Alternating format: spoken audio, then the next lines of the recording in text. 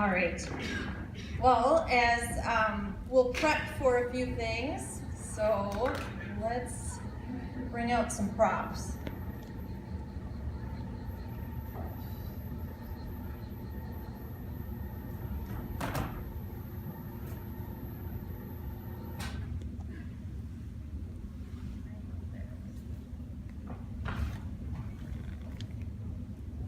All right, that screen could come down if you're okay with that.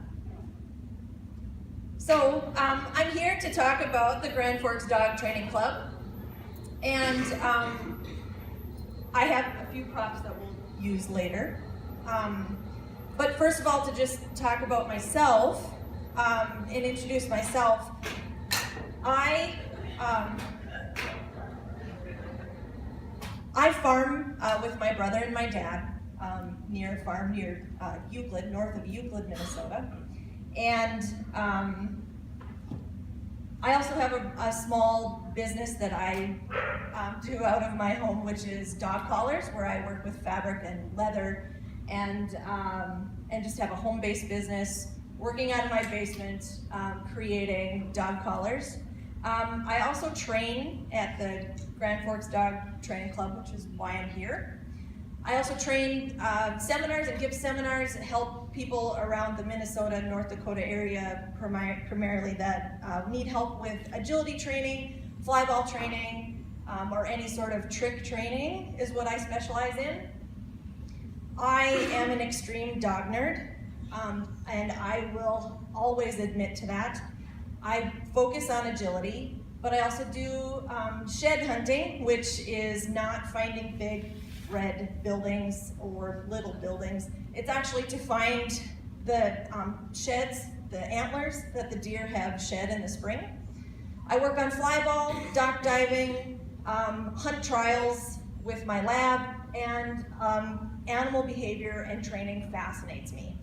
I often train my chickens, and my New Year's resolution was not necessarily to lose weight or any of the typical exercise more, drink more water kind of thing. It was to train 3 more species. So I'm working on a cat, I'm gonna work with a horse and potentially a cow. So that's what I'm working with. So in order to kind of show you what we're doing and what I do, I did bring my 3 partners in crime.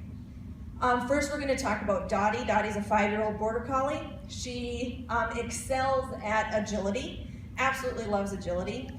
She's very quick, and so she does it very well. She is also a chicken addict because of the herding instinct. She likes to herd the chickens. She's a therapy dog and a dock dog as well. Hi, Dotsie. Good girl. So I'm going to show you her trick of weaving. So weaving is an agility thing. It's part of an agility course. Agility, if you haven't seen it before, if you haven't seen agility before, it's an obstacle course for dogs, and it's made up of jumps and tunnels. These are weaves. They can weave either 6 or 12 weave poles. The dog has to enter on their left shoulder. It is one of the most difficult things to train in agility. It's a little bit slippery up here, so I'm going to go slow with her, but I'm just going to show you what weaving is like. We'll go a couple ways and do it a few times.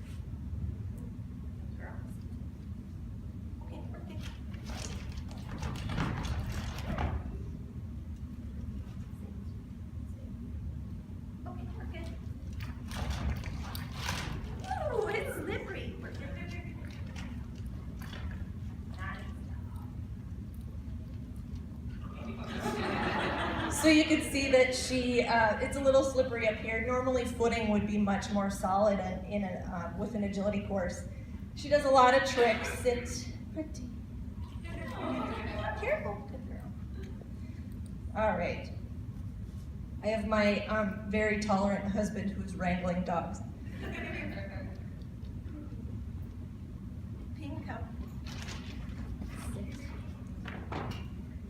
So next is Ping. Ping is also 5 years old. She's a lab. Come here. Sit. So Ping is, she does agility, but she's mostly in it for the treats. I really have to bribe her to do it. She does have a lot of fun, but she is in it for the treats. She is really hooked on anything hunting. She sees somebody in camo and she will leave me. She really loves to hunt. The one thing that keeps her busy, especially in the winter when there's not a lot of hunting, is shed hunting. We've competed in the World Championships for 2 years in a row now. She can find 6 sheds in about 4 to 5 minutes in around a like 200-yard area where they hide them and they plant them. So you see her holding her shed. We have planted a shed, so hopefully she can remember exactly what we're looking for, and I can send her to go find it. So I hope you guys are okay. She might be searching and looking around in the audience. I'm gonna send her out. Ready, Jake? Go find your guide. Find your guide. Good girl! So her job is to hold it until I take it from her. Can you sit?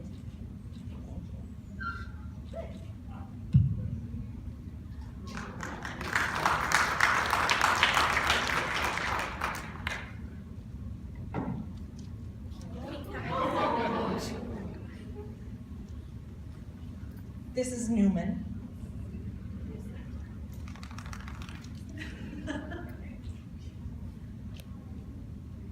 Newman is a rescue mutt that really enjoys life in general, mostly people.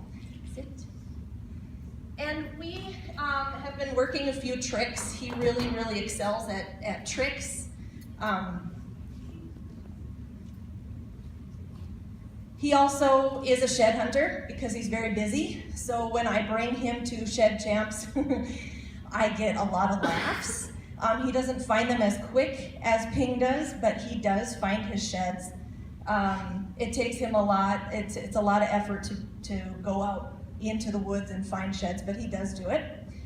He has a Painting for Paws project where he, as a trick, has learned how to hold a paintbrush and push it on the canvas and create his own artwork. You could see from the picture that we were just in Reno for a training conference, and he learned another trick that was the max bet button on the slots.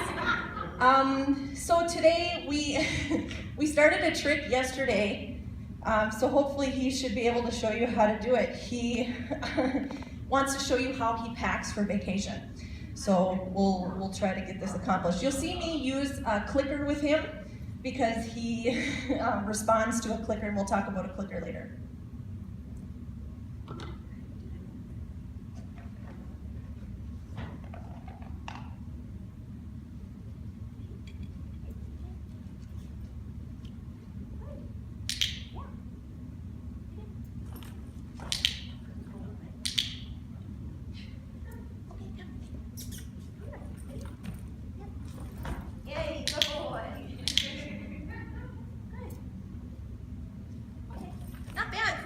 Trick yesterday.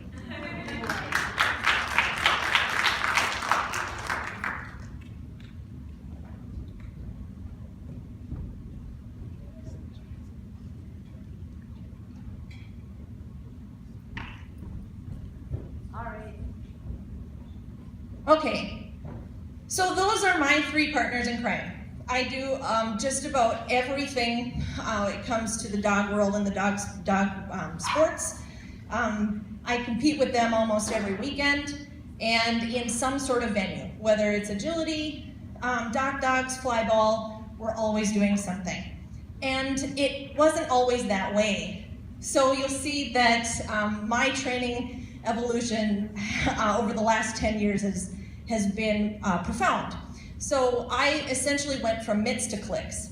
And what I mean by that is my first 2 dogs in my adult life were these 2 Chihuahuas, Paca and Gertie, who are now 16 and 14. And when they were naughty, I would essentially pick them up and put them in their crate. They realized that they could just bite me and I let them down. And so I then put oven mitts on to pick them up and put them in the crate. It's very easy when you have a 5-pound dog. You can just pick them up and put them in the crate. Well then, I happened to get this cute little boxer puppy named Hank. And Hank is a great, a great student. He wasn't always a great student. As he grew up, I quickly realized that I had a 75-pound monster. And he was eating the garbage, and he was absolutely crazy, springing at the end of the leash. I had no control, and my mitts no longer worked. So I started experimenting with some clicker training. I was living in town, and my dog had absolutely no outlet. So my kangaroo Hank, who was springing at the end of the leash, and I had no control over, needed an outlet. And in Grand Forks, I couldn't find anybody who was able to teach me exactly what to do with this outburst of energy and helping him be mentally stimulated. I had nothing. So I did some research and some books and DVDs online that I was able to basically learn a few things. But I started asking around in the community, and because we're all so tightly knit, I found another lady who was interested in agility. I had seen agility on ESPN on a Saturday, I think. And that's where I knew that my boxer would be good at that, because he was so full of energy, could jump anything. So when I met this lady, and she had taught agility, we collectively decided that we were going to basically find more people interested in this sport. And when we did that, or how we did that, I should say, it was all pre-social media.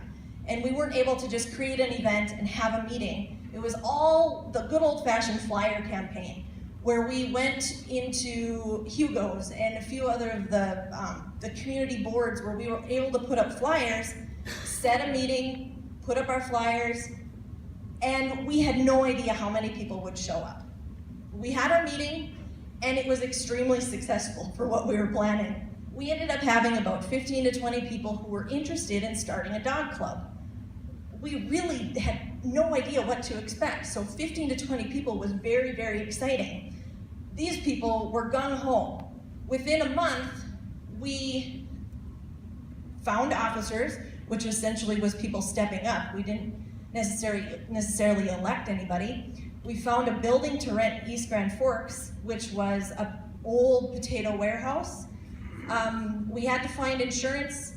We developed a class schedule. Of course, had to find a bank account or develop a bank account, and then bylaws, code of conduct, and policies. And this was all within a month. So within a month, we were able to get everything going in our new building.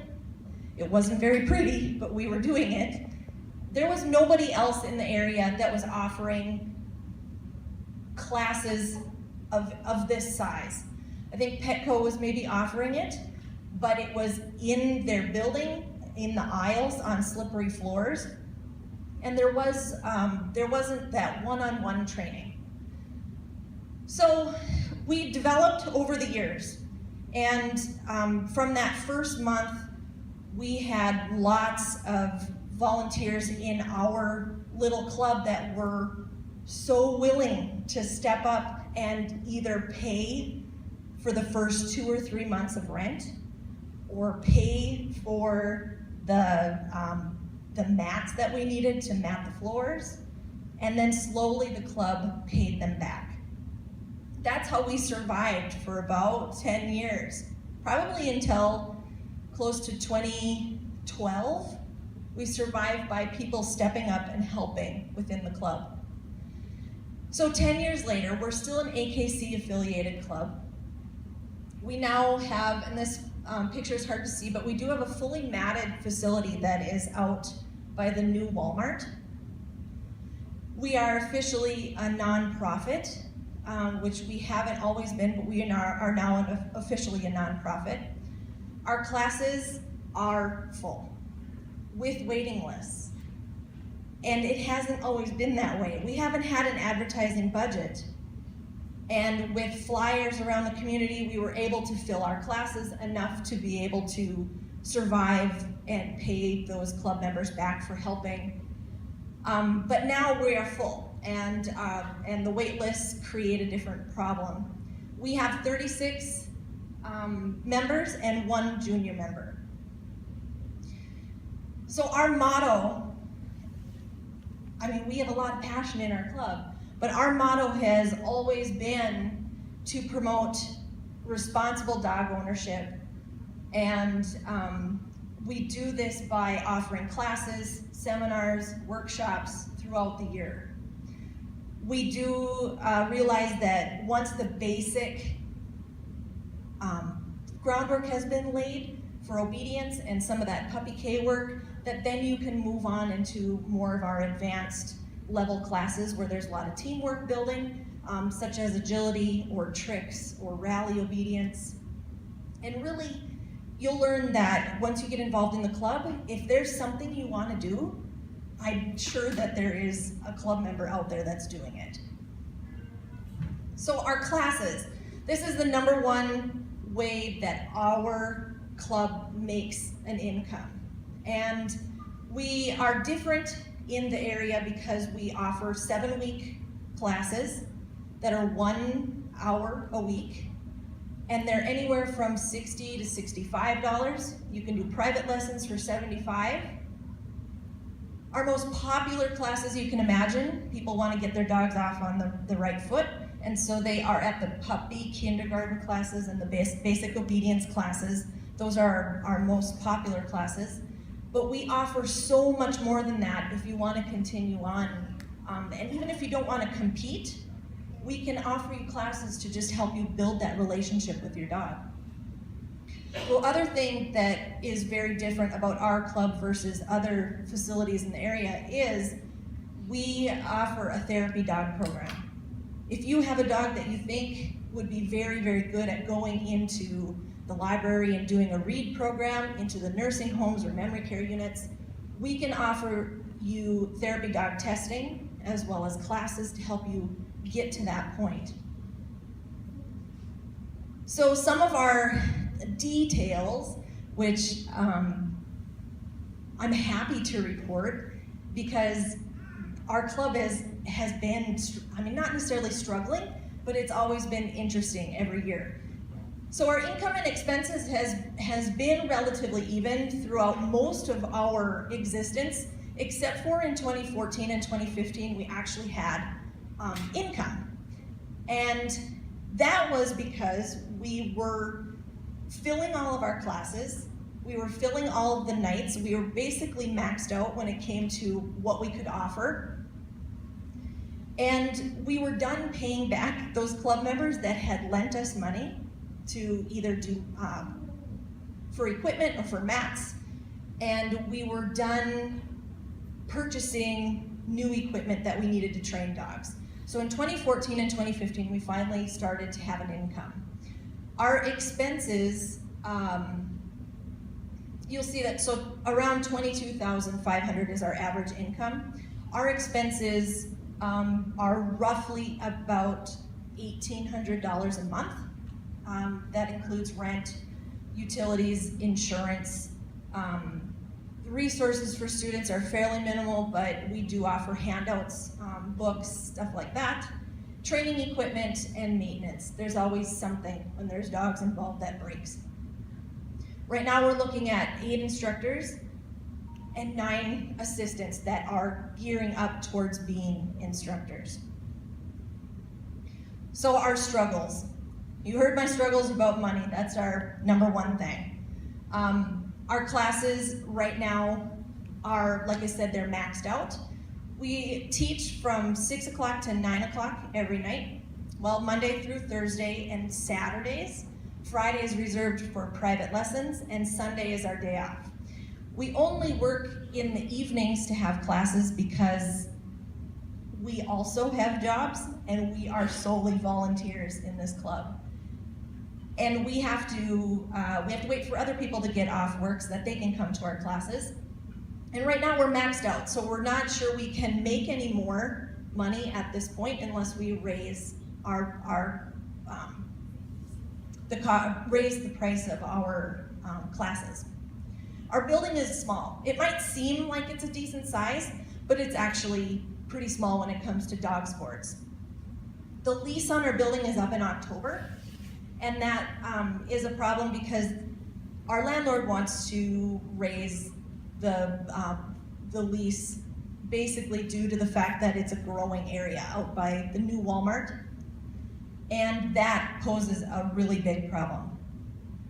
So our future plans is this year's going to be a big one for our kennel club because we plan on hopefully building a new building or finding another decent sized building that we can lease.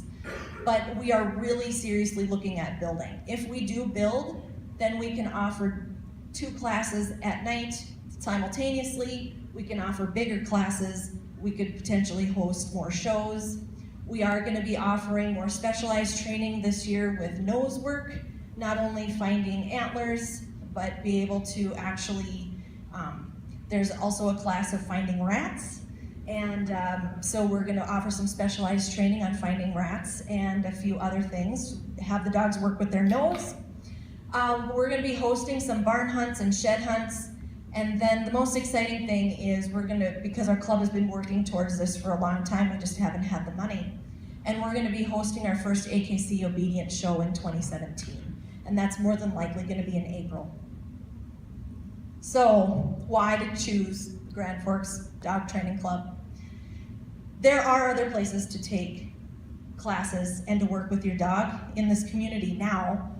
There wasn't when we started, or there wasn't very many. And the biggest reason why to choose the Grand Forks Dog Training Club, and for anybody who has ever been there for classes, is the passion that is involved with our club. And I know there's pictures up here of our club members actively doing things with their dogs. And there is nobody else in the community that is coming back from a dog show, whether it's agility or herding, and then training you and teaching you how to do it as well. So we don't just talk about what you can do with your dog, we're actively doing it. There's a lot of people, not a lot, but there's a handful of people that are very specific about the breed of dog that they work with. They have their own breeding program, so they're at the confirmation shows. We do have a musher in our club. We have the only fly ball dog team in North Dakota. And there's success. You see a lot of pictures at our club of people working really hard with their animal, training for weeks and weeks, going to the show and having a lot of success. And if I were looking for a place to train my animal, that's where I would go, where the instructors are out actively doing the activities that they talk about. So there's a lot of fun to be had at the Kennel Club, and I have heard some stories of a few of you that are actually in our classes, so that's exciting. But check out things at on our website, the www.grandforksdogtrainingclub.org, and look at classes and email us and talk to us, as we're always happy to help.